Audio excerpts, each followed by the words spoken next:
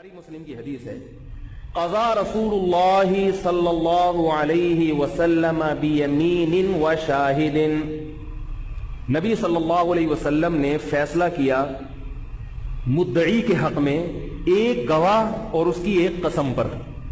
اب میں اس کو پہلے اچھی طرح سمجھاتا ہوں مسئلہ کیا ہے۔ مسئلہ یہ کہ آپ جب کسی کے خلاف دعویٰ کرتے ہیں تو دلیل کس کے ذمے ہوتی ہے؟ جو دعویٰ کرے اس کے ذمے ہوتی ہے نا۔ بھائی میں نے دعویٰ کیا اس نے میرے لاکھ روپے کھائے ہیں، آپ نے نہیں کھائے لیکن مثال دے رہا ہوں یار، ہم پیچھے مڑ کے دیکھ رہے ہیں۔ تو میں نے دعویٰ کیا انہوں نے میرے لاکھ روپے کھائے، اب میں ان کے پاس آیا، تم نے میرے لاکھ روپے مجھ سے لیے ہیں واپس کرو۔ یہ کہہ رہے میں نے نہیں لیے بھائی، میں کہہ رہا ہوں لیے ہیں، یہ کہہ رہے میں نے نہیں لیے۔ تو میں ان سے کہہ رہا ہوں اچھا دلیل سے ثابت کرو کہ تم نے نہیں لیے۔ یہ کر سکتے ہیں ثابت؟ یہ بولیں گے تم دلیل سے ثابت کرو کہ میں نے لیے ہیں۔ یہ جو قضائے عمری پر دلیل مانگتے ہیں نا کہ قضائے عمری کے ثبوت پر کوئی دلیل، یہ اتنے بڑے معذرت کے ساتھ بیوقوف ہیں کہ یہ مدعی کے بجائے مدعا علیہ سے دلیل مانگ رہے ہوتے ہیں۔ اللہ کے بندو، جو یہ دعویٰ کرتا ہے نا کہ قضائے عمری نماز پڑھے بغیر معاف ہو جاتی ہے، دلیل اس کے ذمے ہے کہ نماز صرف توبہ سے معاف ہوتی ہے، اس کی قضا ضروری نہیں ہے، اس کے ذمے دلیل ہے کہ وہ دلیل سے ثابت کرے۔ الٹا ہم سے دلیل مانگ رہا ہے، کیونکہ حدیث میں آتا البینۃ علی المدعی، دلیل اس کے ذمے ہوتی ہے جو دعویٰ کرے۔ کیونکہ ہمارے پاس نبی کے دور میں کوئی ایک مثال بھی نہیں ملتی کہ نماز قضا ہوئی ہو اور بغیر اس کو قضا کیے بغیر صرف توبہ کو کافی سمجھا گیا ہو، چاہے وہ 4 نمازیں ہوں، 5 نمازیں ہوں، 6 نمازیں ہوں۔ اب آپ نے ایک دعویٰ کیا کہ نمازیں جب زیادہ ہو جائیں گی تو وہ صرف توبہ سے معاف ہو جائیں گی، اس میں مدعی آپ ہیں، آپ کوئی دلیل پیش کریں کہ 4 نمازیں ہوتی ہیں نا تو وہ تو بغیر پڑھے معاف نہیں ہوتی، اور 10 سال کی ہو جائیں تو بغیر پڑھے معاف ہو جاتی ہیں۔ تو یہ آپ کے ذمہ دلیل ہے جو قیامت تک نہیں پیش کر سکتے آپ۔ تو جس کو یہی نہ پتا ہو کہ مدعی کون ہے، مدعا علیہ کون ہے، اس سے کیا بحث کرے گا آدمی بھائی؟ اب میں ان کے پاس آیا کہ آپ نے میرے لاکھ روپے کھائے، یہ کہہ رہے میں نے نہیں کھائے۔ میں کہہ رہا ہوں دلیل سے ثابت کرو، گواہ لاؤ کہ تم نے میرے پیسے نہیں لیے مجھ سے۔ یہ کہے گا کہ 24 گھنٹے میرے ساتھ گواہ رہتے ہیں جو میں یہ بتائیں گے کہ میں نہیں لے رہا ہوں۔ کسی چیز کے کرنے پر دلیل ہوتی ہے، نہ کرنے پر دلیل تھوڑی ہوتی ہے۔ تو ان کا حق ہے کہ یہ مجھ سے مطالبہ کریں کہ مفتی صاحب آپ گواہوں سے ثابت کریں کہ آپ نے مجھے پیسے دیے۔ کوئی بندہ لائیں کسی کے سامنے آپ نے اقرار کیا ہو، یا میں نے اقرار کیا ہو، یا کسی نے دیتے ہوئے دیکھا ہو آپ، تو میرے ذمہ کیا ہوگا کہ میں 2 گواہ پیش کروں۔ اگر میں گواہ پیش نہیں کر سکا 2، تو ان کے ذمہ کیا ہوگا؟ عدالت ان سے کہے گی تم قسم اٹھاؤ کہ آپ نے پیسے نہیں لیے۔ یہ قسم اٹھائیں گے اور ان کے حق میں فیصلہ ہو جائے گا۔ یہ ہے فقہ حنفی کا مسئلہ کہ دعویٰ جو کرے گا وہ کتنے گواہ پیش کرے گا؟ 2، اور جس کے خلاف دعویٰ کیا جا رہا ہے اس کے ذمہ گواہ نہیں ہے بلکہ وہ قسم اٹھائے گا اگر میں گواہ نہ پیش کر سکتا۔ لیکن بخاری کی حدیث میں کیا آتا ہے؟ قضا رسول اللہ صلی اللہ علیہ وسلم بیمین و شاہد، نبی نے 2 صحابہ کے درمیان فیصلہ کیا۔ جن صحابی نے دعویٰ کیا تھا ان سے ایک گواہ لیا، دوسرا گواہ ان کے پاس نہیں تھا تو ان سے قسم اٹھائی، نہیں آئی بات، اور پھر فیصلہ کر دیا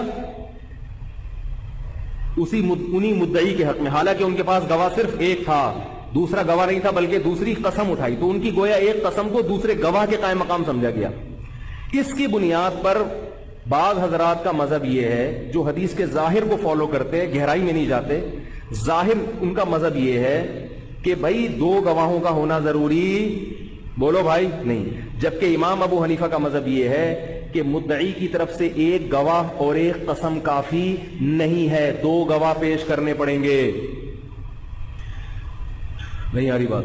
اب فوراً لوگ کیا کرتے ہیں، ابے امام حنیفہ کا مذہب قرآن حدیث کے خلاف۔ کس کے خلاف ہے؟ بخاری کی حدیث ہے، مسلم کی حدیث ہے، اور جناب یہ پھر بھی امام حنیفہ کے مذہب کو فالو کرتے ہیں۔ اتنی واضح حدیث کے نبی نے ایک گواہ اور ایک قسم کو کافی سمجھا۔ علامہ ابن قیم رحمہ اللہ تعالیٰ پر اللہ رحم فرمائے، بہت بڑے عالم تھے، مگر انہوں نے بھی اس مسئلے میں بہت شدت کی ہے، فقہ احناف پہ بہت رد کیا انہوں نے کہا کہ کسی حنفی کے لیے جائز نہیں ہے کہ جب نبی کا فتویٰ موجود ہے کہ ایک گواہ اور ایک قسم، کسی حنفی مفتی کے لیے جائز نہیں ہے کہ وہ فتویٰ لکھے کہ 2 گواہ ضروری ہیں، کیونکہ نبی کا فتویٰ پہلے سے موجود ہے۔ یہ جو باتیں ہیں نا، یہ باتیں سن کے لوگ بدگمان ہوتے ہیں کس سے؟ امام حنیفہ سے، فقہائے احناف سے حالانکہ اس بارے میں امام حنیفہ کی دلیل زیادہ مضبوط ہے۔ وہ دلیل کیا ہے؟ علامہ ظفر احمد عثمانی رحمہ اللہ نے اس کا بڑا پیارا جواب دیا۔ انہوں نے فرمایا کہ جیسے ابن قیم رحمہ اللہ نے یہ لکھا ہے نا، کسی حنفی کے لیے جائز نہیں ہے کہ جب نبی کا فیصلہ موجود ہے تو وہ 2 گواہوں کی شرط پر فیصلہ دے۔ انہوں نے کہا ہم بھی یہ لکھ سکتے ہیں کہ جب قرآن میں 2 گواہوں کی شرط اللہ نے لگا دی ہے، کسی مفتی کے لیے جائز نہیں ہے کہ وہ اللہ کے فیصلے کے خلاف فیصلہ کرے۔ قرآن میں صاف ہے وَاسْتَشْهِدُوا شَهِيدَيْنِ مِن رِّجَالِكُمْ، کہ جب معاملات کی لکھت پڑھت ہو اور ادھار پر سودے بازی کر رہے ہو، سورہ بقرہ کی سب سے لمبی آیت ہے، یا ایھا الذین آمنوا اذا تداینتم بدین الی اجل مسمی، اے ایمان والو جب کسی سے قسطوں پر کوئی معاملہ کرو یا ادھار پر خرید و فروخت کرو تو اس خرید و فروخت کو لکھ لیا کرو۔ اور آگے فرمائے صرف لکھنا کافی نہیں ہے، وَاسْتَشْهِدُوا شَهِيدَيْنِ مِن رِّجَالِكُمْ، اور اس پر 2 مردوں کو گواہ بھی بنا دو۔ یہ 2 مردوں کے گواہ بنانے کا حکم کیوں دیا جا رہا ہے؟ اس سے پتہ چلتا ہے کہ قرآن کے مطابق گواہی کتنے لوگوں کی معتبر ہے؟ نہیں یاری میرے غالب 2 کی گواہی معتبر ہے، تبھی تو قرآن کہہ رہا ہے 2 کے گواہ بناؤ۔ آگے فرمائے اور اتنا اہم حکم ہے یہ، آگے کہہ رہے فَإِن لَّمْ يَكُونَا رَجُلَيْنِ، اگر 2 بندے نہ ملیں یا نہ ہو تو یہ نہیں کہا کہ ایک کا گواہ اور ایک کی قسم کافی ہے، نہ قرآن کہہ رہے فَإِن لَّمْ يَكُونَا رَجُلَيْنِ فَرَجُلٌ وَامْرَأَتَانِ، تو پھر 1 مرد اور 2 عورتیں ہونی چاہیے۔ نہیں آ رہی ان تضل احداهما، اس لیے کہ اگر ایک عورت بھول گئی فتذکر احداهما الاخرى، دوسری اس کو یاد دلا دے گی۔ اس سے بھی پتہ چلتا ہے کہ خواتین پر بھولنے کا غلبہ زیادہ، ضبط پوری طرح نہیں کر سکتی، سب نہیں جو بیان سن رہی ہیں ان کے علاوہ۔ تو اب یہ جو قرآن کہہ رہا ہے یہ حکم تو یہ کس مقصد کے لیے بھائی؟ دوسرا حدیث میں کیا آتا ہے؟ اس حدیث کے خلاف ایک اور حدیث ہے، البینۃ علی المدعی، آپ صلی اللہ علیہ وسلم نے فرمایا جو دعویٰ کرے گا دلیل اس کے ذمہ ہے، والیمین علی من انکر، قسم اس کے ذمہ ہے جو اس دعوے کا انکار کرے گا۔ اس حدیث سے پتہ چل رہا ہے مدعی کے ذمہ قسم نہیں ہے۔ قسم کس کا وظیفہ ہے؟ یمین کس کا وظیفہ ہے؟ کس کی ذمہ داری ہے؟ جس کے خلاف دعویٰ کیا۔ اب یہ جو حدیث ہے بخاری کی، یہ اس مشہور حدیث کے بھی خلاف ہے اور قرآن کی آیت کے بھی خلاف۔ اس وجہ سے فقہائے احناف نے بخاری کی اس حدیث کے مختلف جوابات دیے۔ اب لوگ اس میں کہتے ہیں یار یہ حدیث پر فتویٰ دینے کے بجائے نا اس کی تعویلات کر رہے ہیں۔ بھائی تعویلات اس لیے کر رہے ہیں کہ اس میں نہیں کرو گے تو جو قطعی اور متواتر ہے قرآن اس میں تعویل کرنی پڑے گی پھر آپ کو، جو بالکل واضح ہے۔ تو اس کی جو صحیح تعویل علماء نے کی ہے وہ یہ کہ ایک جزوی واقعہ ہے، ایک دفعہ ایسا ہوا ہے کہ نبی نے ایک شخص کے دعوے پر گواہ اور ان کی قسم پہ فیصلہ کیا، اس لیے کہ مدعا علیہ راضی تھا۔ نہیں یہی بات سمجھ، اگر مدعا علیہ جس کے خلاف دعویٰ ہے وہ گواہوں کے بغیر آپ کی قسم پہ فیصلہ وہ مان لے تو پھر کیا مسئلہ ہے؟ دیکھو بعض دفعہ ایسے ہوتا ہے کہ میں نے ان کے خلاف دعویٰ کیا، میں نے کہا انہوں نے ₹1,00,000 کھائے ہیں، انہوں نے کہا گواہ لے کر آؤ، میں نے کہا یار گواہ نہیں ہے، تو یہ کہتے ہیں ٹھیک ہے قسم اٹھا لو، قسم اٹھا لو، مجھے اعتراض نہیں ہے۔